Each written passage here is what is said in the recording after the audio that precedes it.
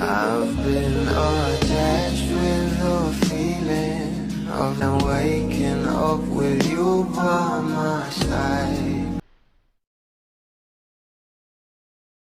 Alam naman natin na ito ngang sila Tito A at Tita M, ang parents ni Donnie Pangilinan, ay very supportive nga talaga sa kanya at sa relasyon ng ating couple na sila Donnie at Belle.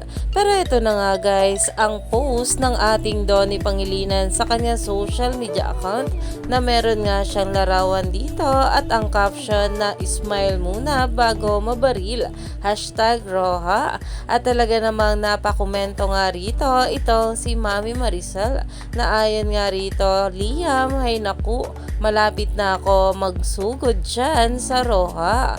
At umani nga agad ito ng maraming komento.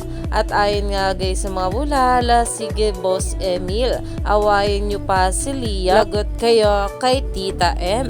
Iyan na nga ngayon ang pinag-uusapan. Alam naman natin na talaga namang ang Roja na action serye ng ating Donnie Pangilinan, kaabang-abang talaga ang bawat episodes nito, lalong-lalo na nga at merong ngang plot twist. Kaya naman marami pa nga talaga tayong ayuda na aabangan sa ating couple na sila Donnie at Belle Mariano.